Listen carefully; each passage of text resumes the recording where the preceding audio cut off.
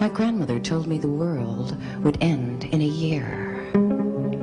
So I spent the whole year praying and reading the Bible. I want to emphasize this pretty hard, is that, you know, if you go and read the Bible, you get one version of things, but there's a lot of ministers out there that want to spin the Bible, want to, you know, interpret things a certain way and so on. And so you find people pulling passages from various places and saying, oh, this means X, Y, Z, give me money. That sort of thing. So that's pretty much what's happened here. Was this rapture stuff is actually takes passages out of various books of the Bible that were written at various different times. We have Daniel, Revelations, Thessalonians, and some of the other books, and they've been woven together into a narrative about this is how the end times is going to happen, and this is how the end of the world is going to happen. And there really isn't support for this. I mean, the people writing the Bible didn't intend this, right? It's a modern interpretation. It was an interpretation proposed by a minister, a traveling minister by the name of Darby. I forget his first name. You might remember it. But this is like the turn of the to the 20th century. So this is over 100 years ago. And this idea has become known as dispensationalism, the idea that the Bible is broken up into 7 eras or dispensations where we have different types of interactions with God and different sort of purposes for these different eras. And we're living in the last one according to this, and this is when Jesus is going to come back, right? We have the era of Adam, we have the era of Moses, we have the era of, you know, all these sorts of things. These are dispensations. And so this whole movement that Hagee is part of is called premillennial dispensationalism, which basically is a very specific interpretation of this idea about when the order of events. So premillennial has to do with when the rapture is going to be relative to the tribulation, right? So all of this is complete nonsense BS as far as I'm concerned. I may be wrong. Yeah. But I don't know enough about Darby to say, but the real proponent of was Schofield. Was Schofield for all this apocalyptic. Yeah, Schofield actually codified it in a Bible, a version of the Bible where people could go and read it. So he was kind of an evangelist, if you will, for this idea. Right. It has become incredibly popular in most churches, but to varying degrees. You know, as to how much faith they're willing to put into this idea that we're living in the end times or the end is about to come, etc. It's the book of Revelation, by the way. You know, I talked about this a little bit during the discussions on the biblical canon. Is such that almost didn't make the Bible. Revelation? Oh yeah, when the process of canonizing it, there were several early bishops and church fathers who just basically said, this is the ravings of a lunatic, and I don't see this as inspired writing.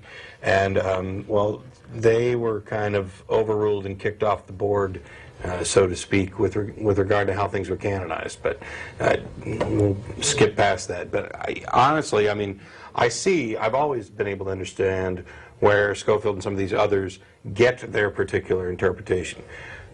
When you have the writings in Revelation themselves are divided up all over the place into 7s. I mean, numerology is this huge thing in the Bible. So saying that the Bible itself could be divided up into epics is perfectly reasonable, provided you have all the other crazy presuppositions that lead to it. 7 bowls, etc. And so once you've bought into this significance, symbolism, right? This symbolic significance, then you can do the rest of it. The problem is that Revelation, like so many, it's like the TV psychics. It's so artsy and vague in what it's saying that it can be interpreted in a number of different ways. Yeah. And so you get a bunch of church leaders together who seem to think that they've interpreted it in the same way. And now all of a sudden you have a movement. Right, right, and it's really taken off. And I think it plays into people's fears. I think when people see a society that's struggling and a society that's in decay, or a society that's at war and things are not looking good, you might be tempted to sort of say, well, gosh, I wish I had an out, I wish I had an escape, I wish I could hedge my bets here. Yeah. And I think it plays into that sort of anxiety. Well, it's a tool to allow people with no skills and no expertise to extort money from other people for no good reason. No matter how good things are going, you can always open up Revelation and say, don't get too comfortable. I realize we're living in an era of great health, and the life expectancy has been extended, and there's great prosperity, and food is abundant. But don't you dare get too comfortable, because the end is coming, and the devil wants you complacent. Keep them afraid. Keep them afraid and keep them sending... Mail your checks or money out. Never mind. So there were a couple very good quotes here, a couple paragraphs that I'd like to read from an article called "Their Beliefs Are Bonkers, but They Are at the Heart of Power," which was written in 2004. But it provides some of the basics of the rapture stuff, and I'd like to hit that just to kind of... yeah, and then we have a caller, so let me take this and we can take the caller. Okay. Just to kind of let everybody know where this Bible prophecy stuff comes from. In the United States, several million people have succumbed to an extraordinary delusion. In the 19th century, two immigrant preachers cobbled together a series of unrelated passages from the Bible to create what appears to be a consistent narrative. Jesus will return to earth when certain preconditions have been met. The first of these was the establishment of the State of Israel.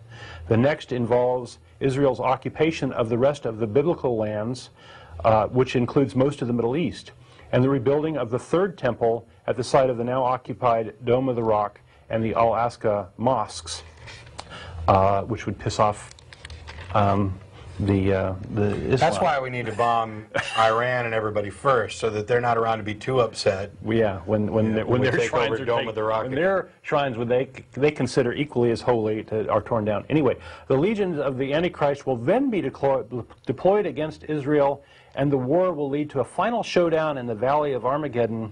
The Jews will either burn or convert to Christianity, and the Messiah will return to earth.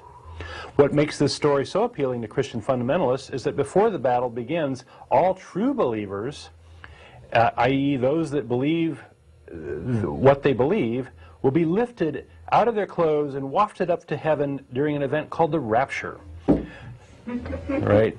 Not only do the worthy get to sit at the right hand of God, but they will be able to watch from their seats in their political and religious opponents being devoured by boils, sores, locusts, frogs, and during the 7 years of tribulation which will follow. Yeah, I kind of pictured John Hagee's fat ass in a lawn chair on a cloud with like a six-pack of non-alcoholic beer, just watching the rest of us get eaten by locusts. Right. Well, I had a different thought. I thought, well, gosh, if Hagee's a bit overweight, maybe he should lose a little weight so he can be swept up in the clouds, if he really believed this stuff. I mean, if you're going to be swept up out of your clothes, nobody wants to see you naked. I mean, that's for sure. Especially not in a lawn chair, but, sitting over top of you. Right? These are the same people who believe that when you're raptured up and you're going to get a new and perfect body.